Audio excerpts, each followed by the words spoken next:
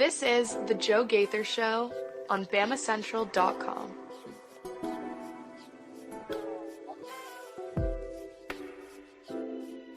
Good afternoon, Tuscaloosa, Internet world, West Alabama. How are you doing out there on this beautiful Friday? Wonderful Friday right here in Nashville, Tennessee. I am Joe Gaither. This is the Joe Gaither Show on BamaCentral and BamaCentral.com. I am live in Bridgestone Arena. I'm actually hiding away in Bridgestone Arena trying to get a show done for you guys, getting you ready for Alabama and Florida tonight. So, of course, we want to get you guys all invited to join us on BamaCentral.com. You can find us at BamaCentral, at BamaCentral on the X machine, at Alabama Crimson Tide on Sports Illustrated on Facebook, and at BamaCentral SI on the Instagram machine. Of course, I am Joe Gaither, and you find me at Joe Gaither6 on any and all social media machines.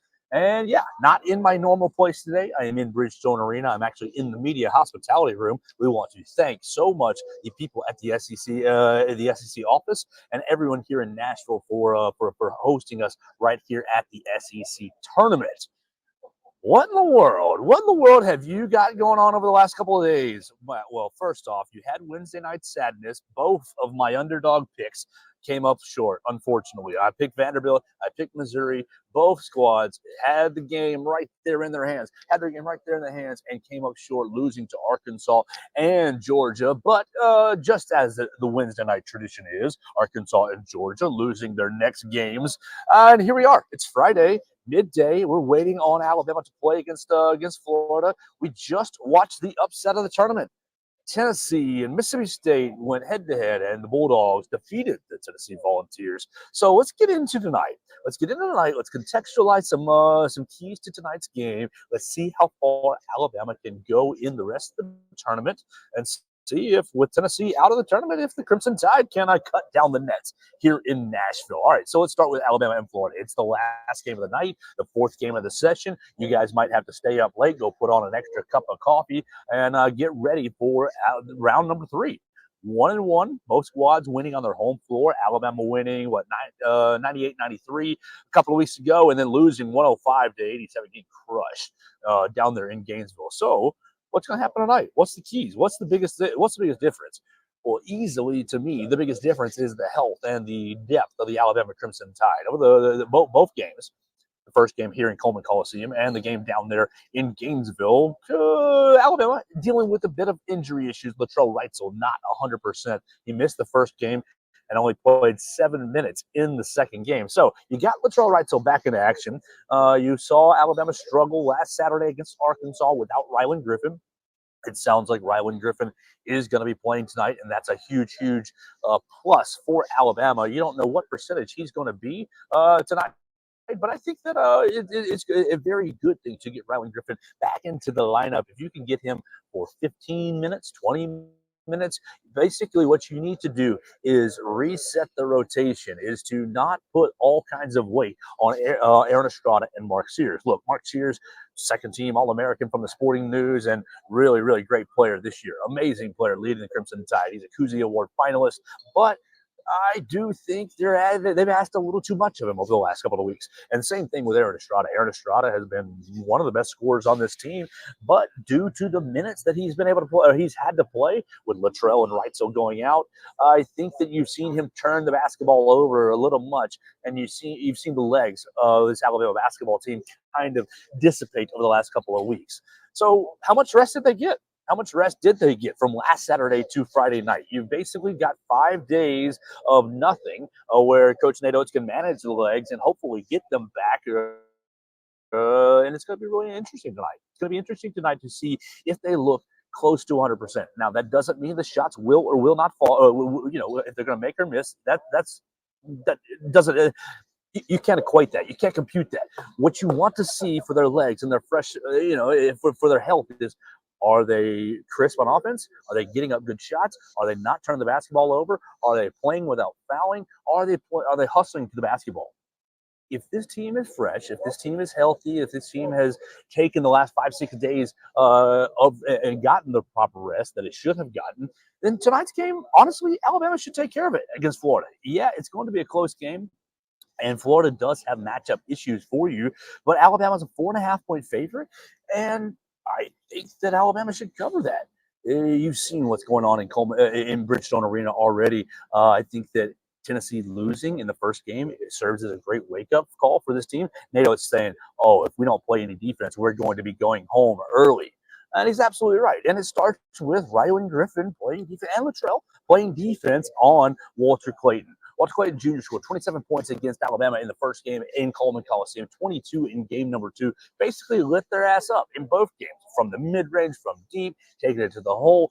Really, Alabama's got to slow down the Florida guards if they want to, advance into Saturday's semifinal game. You got Zion Pullen and Walter Clayton Jr. both really controlling things for Florida. In the first game, what were you dealing with? Really poor defense, and bad shot making. What, Alabama only shot like 24%? 25%, excuse me, from the 3-point line. So you had bad shot making combined with poor defense and maybe a little bit of the poor me's without playing without Latrell Wright. So the second game, you really were fine. You rebounded the basketball. Actually, no, it was worse. It was 21%. Excuse me. Am I right on that? Yeah, 22%. I was just shuffling on all my tabs. So your 3-point percentage was not good down in Florida, but you rebounded the basketball a bit better. But look what happened down there in games. 46 free throw attempts for the Florida Gators. And you combine really both games, and you look at the free throw attempts, and you look at the fouling issues for Alabama. Really, Alabama. You look, Nick Pringle fouls out in the first game, and second game, Sam Walters and Grant Nelson both foul out. You put Florida to the free throw line 46 times, and look, fouling has been an issue all year long. Playing without fouling has been an issue for this basketball team all year long. If they can play without fouling, then the front court depth that people have been kind of lamenting and complaining about all season long is not as it's not put into it as much of a strain, because you're able to play whoever you want to. You can play Wagi, you can play Pringle, you can play Grant Nelson, you can play Diabate, you can play basically whoever you want to if the foul situation is not out of control. But look, ugh. And I think that goes into the fatigue issue. I think this team has been fatigued over the last couple of weeks, and because of that, maybe lazy or lackadaisical with their arms, not as intentional, and get a little out of control as well. I think Alabama's going to win tonight. I think Alabama's going to take care of business against the Florida Gators. Oh, what are we thinking? What are we thinking here, guys? What do you think? Let's brainstorm a score here. I like the 4.5-point favorite. I think Alabama is probably going to score close to its average, but being an arena, a foreign arena, we'll say 90. Yeah, 90. I think Alabama's scoring 92 points a game, averaging 92 points a game. So I'm going to go 90 to We'll go 90-85. How about that? 90-85 is going to be my pick for tonight's game. And look, you can take that for what it's worth. I was really actually pretty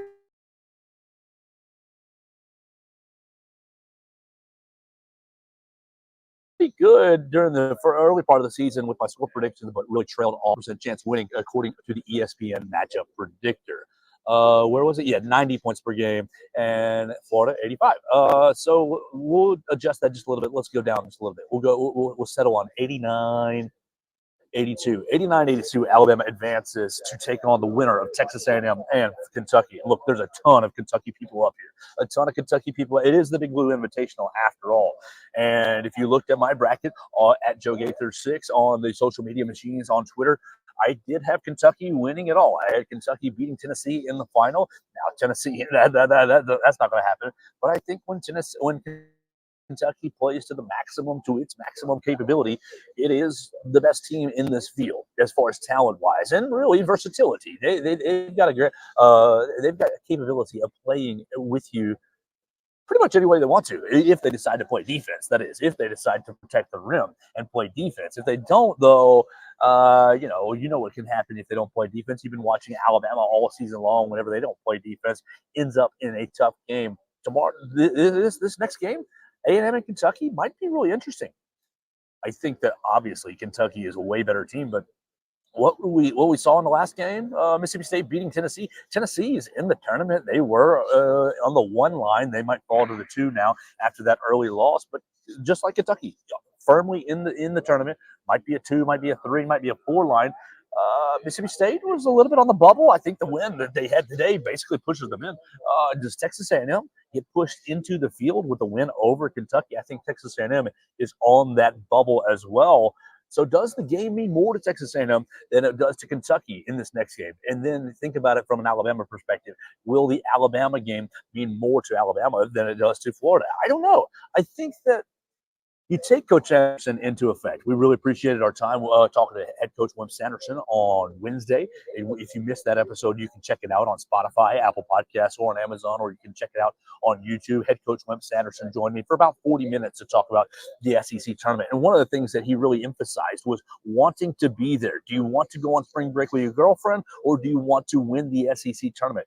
I think today has already shown you, look, now Tennessee's not going on spring break with a girlfriend. They're getting ready for the NCAA tournament. But Mississippi State very clearly wasn't ready to go on spring break with their girlfriend. And when you look at Texas A&M and Kentucky, is A&M, look, A&M was a popular pick in the preseason to be one of the favorites in this conference, with Wade Taylor being the SEC preseason player of the year. Now, Wade Taylor ended up having a good year, but A&M, not so hot for the Aggies as far as where they wanted to be. As far now, it's not the worst, but it's not where they want it to be on the outset. A&M is 19-13, 9-9 in the league, 500 in the league. Just shows you how difficult this league was. And Mississippi State beating Tennessee, I think, shows you how deep this league is. So you're going to be interested. It's going to be interesting tonight to see who wants to be there, whether it's Texas A&M, Kentucky, Florida, Alabama. From an Alabama perspective, though, I think it's a good sign when you think about, who wants to be there. Listen to head coach Nate Oates over the last, really, 4 or 5 years that he's been competing for the SEC tournament. We're raising a banner. We want to compete for it. We want to win it. If there's a title on the line, we want to win it. So for Alabama fans who are wondering, is Alabama going to go out, out not in one game basically tonight? I don't think they are. I think that NATO is very good at impressing upon the importance of the SEC tournament, of the conference tournament. You saw him do the same up in Buffalo, qualifying for a couple of NCAA tournaments from Buffalo as an automatic qualifier. Look, you win a banner, no matter what happens. You win the tournament, no matter what happens in the NCAA tournament. If you go one and done, that would be awful, and that wouldn't be good. But if you go one and done, or if you go all the way to the finals and lose, you already have a banner in your back pocket. You have a championship in your back pocket. I don't think this team's going to go one and done. I also don't think they're going to go to the finals. So right here, this is your weekend, Alabama. This is your weekend to make your season. It's lamenting earlier in the week about losing Latrell Wrightsell over the last couple of weeks, and how if Alabama had Latrell Wrightsell, maybe they win the SEC regular season, and I think that they have a great shot at it. I do. They lost out on that due to unfortunate circumstances, luck per se, and sometimes luck is against you. But you lose out on the SEC regular season championship. You probably are unlikely to win a national championship. Sorry, UConn is just that good. This is your weekend. This is your weekend to make your season. This is your weekend to get your ring, to hang your banner. You're gonna add yourself a number banner for getting into the NCAA tournament, and hopefully you advance in the NCAA tournament to the Sweet 16. You can add your number banner there. But this is your moment. This is your thing that you can hang your program on this weekend. And Mississippi State just showed you that anything can happen in the SEC tournament. You could have had me pick 10 times and fill out 10 brackets. I wouldn't have had Mississippi State beating Tennessee in any of them. Just kind of goes to show who wants to play on the right day. That's usually has advantage.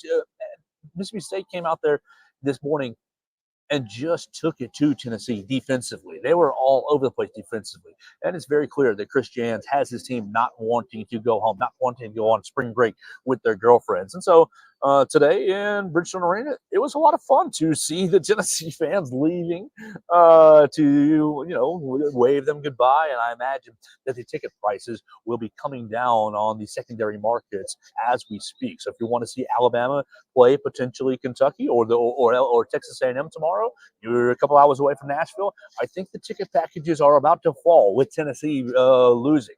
You want to wait a little bit longer, see if Texas A&M pulls off a miracle, and then your Saturday day would be very very lucrative, very frugal. It'd be very budget friendly if both Kentucky and Tennessee lost.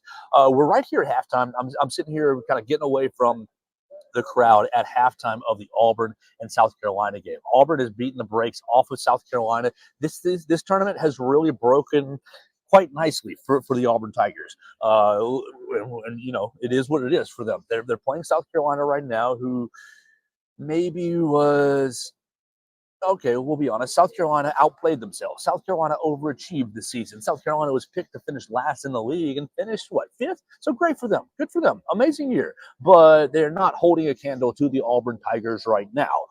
So Auburn looks like they're going to cruise into the semifinal round, and then they will end up taking on Mississippi State tomorrow. So does Auburn have to beat South Carolina and Mississippi State to get to the SEC tournament final? Not really a very difficult road for the Auburn Tigers. I guess we don't want to disrespect our South Carolina brethren that way, but from the way I see it, not inherently that difficult of a road for the Auburn Tigers to the tournament final. Bruce Pearl, you got to get there on Sunday. And oh my gosh, can you imagine? Take a second, take a deep breath. Alabama wins tonight, beats Florida, gets that 2-1 edge over the Florida Gators. Okay, Alabama plays Kentucky, maybe gets that win back, and gets to a Sunday final against the Auburn Tigers. Oh my! Nashville would burn down. Nashville would burn down a Sunday final against the Auburn Tigers with a 1-1 record. I think it'd be incredible. I think it would be an incredible final for the league, and we'll just have to see if we get there. Now, Kentucky's going to have a lot to say about it. A lot to say about it. And I think that's going to be a huge challenge for Alabama to overcome tomorrow if they're able to get past Florida. Woo, I'm just really excited about the SEC tournament. So what else is on our minds as far as Alabama sports and as far as where we are in Crimson Tide world? You guys can always jump in and join us on the comments at Joe Gaither 6 if you got a topic or subject on your brain. Look, I really found it fascinating this week with Nick Saban going to Washington, D.C. and spending time on various political channels pushing for federal legislation. And I know that we talked a lot about that on the Tuesday show, on the Monday or the Tuesday show. And I know that not everybody, not all of you agree with me about NIL and transfer portal, and a lot of you would like to see it go away. And that's okay. It's not going to go away.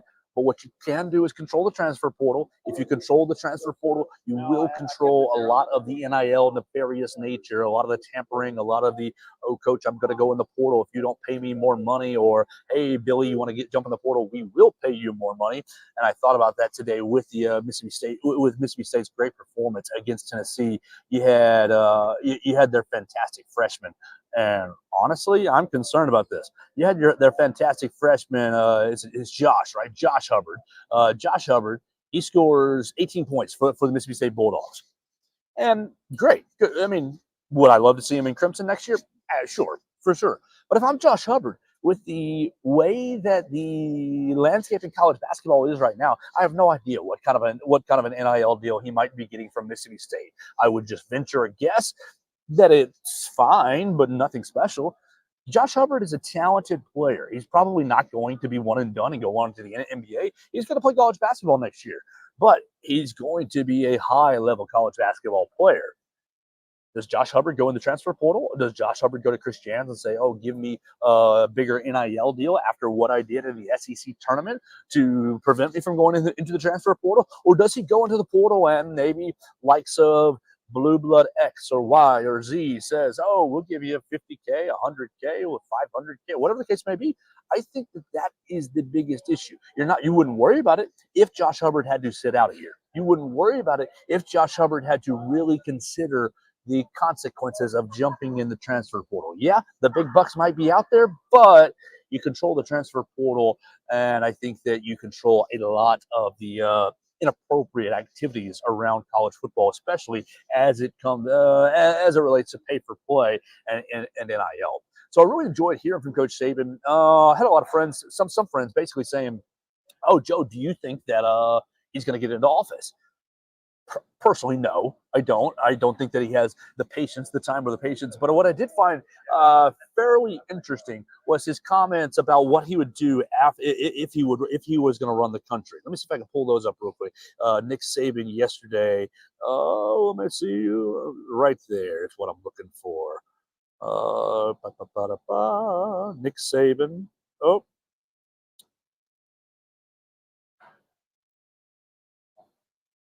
yeah. Here we go. All right. Nick Saban told Fox News, this was 3:14, so that's yesterday, Thursday.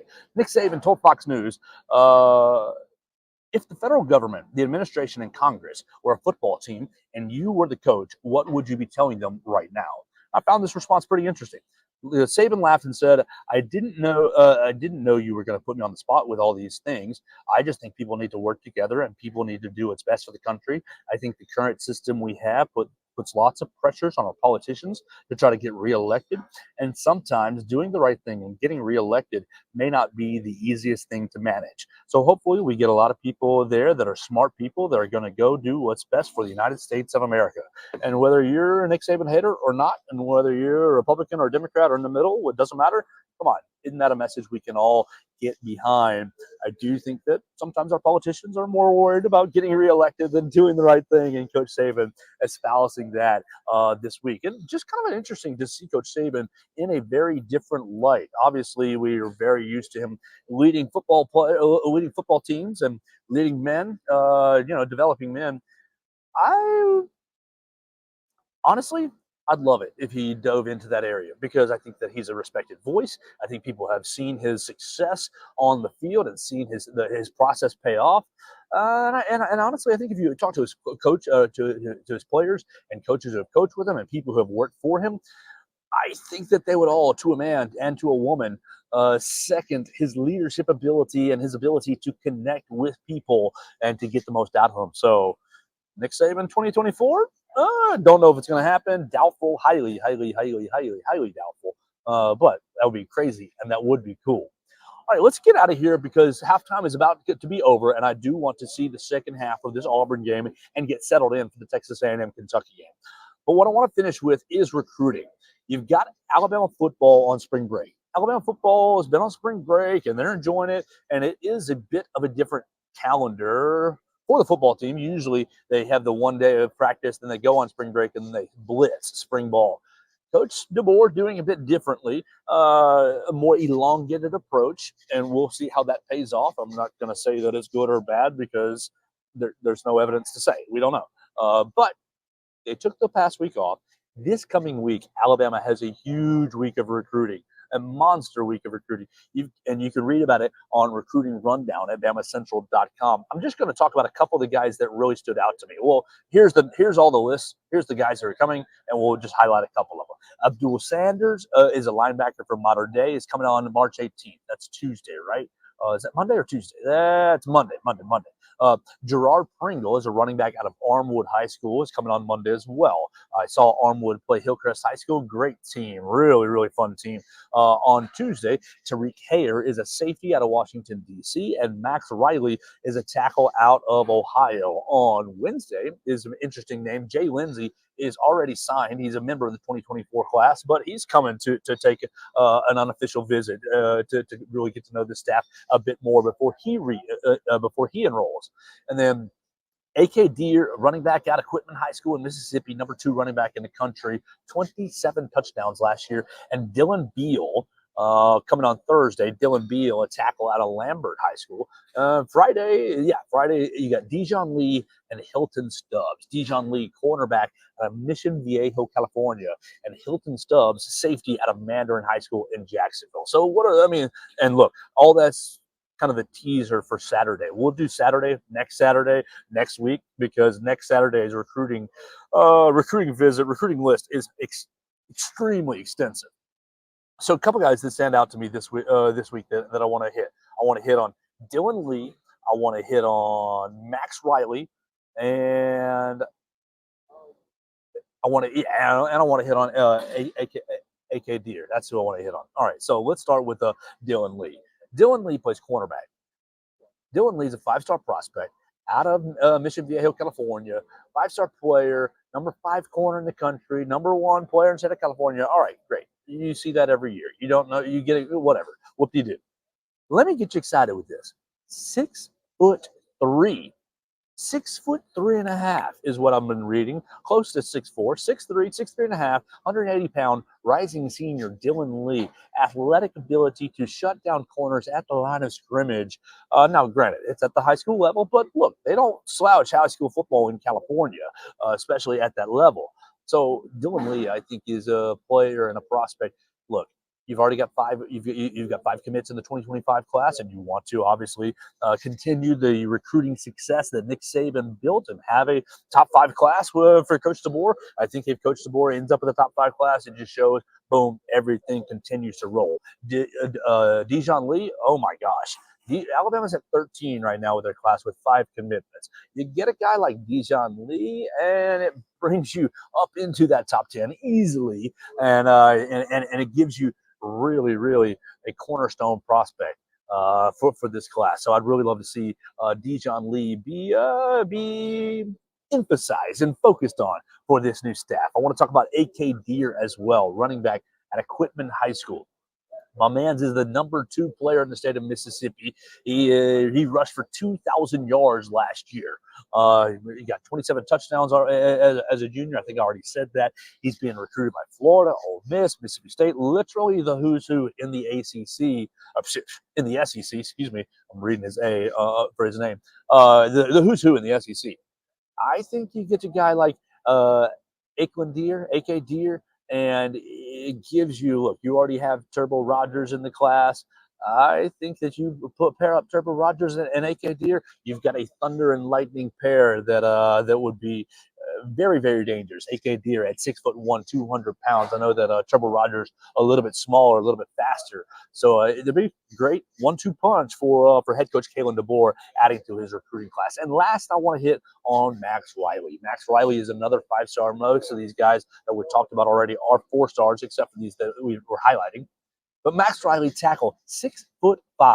6'5", 263 pounds, 5-star prospect, number 4 tackle in the country, number 1 player in the state of Ohio. And it just makes me excited to see Kalen DeBoer emphasizing a lot of the same things, at least traits-wise, physicality-wise, that Coach Saban did. Look, I think people got a bad impression of Kalen DeBoer right when he first brought here. Maybe that was due to Brian Harsin and his time at Auburn. Oh, Kalen DeBoer, he doesn't have any connections in the South. Oh, he hasn't really recruited at a high level before. Oh, he's not going to be able to do it. Well, Kalen DeBoer has utilized his resources right here in Alabama and the resources and lessons that he's learned at his previous stops. And I think that he's keeping this train rolling. So it's going to be a lot of fun this week, keeping up with who comes to the capstone, trying to see if Alabama secures any more commits to the 2025 class. But really our focus the rest of the week and weekend is going to be on basketball. Where does Alabama go? It's Selection Sunday. On Sunday, the Crimson Tide right now looking like a 4 seed going to Salt Lake City, or moving a little closer to the East Coast, away from Spokane, Washington. Look, if Alabama can win a little bit more, maybe get thrown into the Pittsburgh region, I think that would be a very good weekend for the Crimson Tide. We're going to be following it right here at BamaCentral. You can follow myself at Joe Gaither 6. Follow BamaCentral at BamaCentral. Follow our friends Katie Wyndham at Katie Wyndham _ and Blake Byler at Blake Byler 45. They're along with me. They're out watching the Auburn game at the moment. I'm about to go sit with them. I cannot wait to do it. Look, it's so much fun to be here. It's my first time being in the SEC tournament. And walking in, the very first thought and experience was, oh my gosh, so many different fan bases all at the same time. It's a party. Yeah, Tennessee was crying at the time, but it was orange for Tennessee, orange for Auburn. You had blue for Kentucky. You had maroon for Mississippi State. You had the garnet for South Carolina. There was all kinds of colors here in Bridgestone Arena, and you're starting to see some crimson creep in here as it gets closer and closer to tip-off. So go put on some coffee, get ready for the nightcap. You're going to have 2 really probably going to have one really good game. We'll see if Texas A&M can make the Kentucky matchup a fun game, and we'll be following it all right here at BamaCentral and BamaCentral.com. I am going to do a show tomorrow just because it's a special weekend. I'm going to do a show tomorrow, and I'm very, very likely going to do a show on Selection Sunday to break down the Alabama bracket. I'm going to get out of here for the day. You can find me on the social medias at Gaither6. Shoot me a friend request, a follow, send me a like, a comment, question, query, or I love your complaints the best. Send me all your complaints and tell me how I can get better, and we will do the best we can right here on the Joe Gaither Show on BamaCentral and BamaCentral.com. Thanks for joining us on today's edition of the Joe Gaither Show on BamaCentral. Keep up with Joe on all his social media pages at Joe Gaither6. Subscribe, rate, and review the show on Spotify and Apple Podcasts, and be sure to read us daily at BamaCentral.com.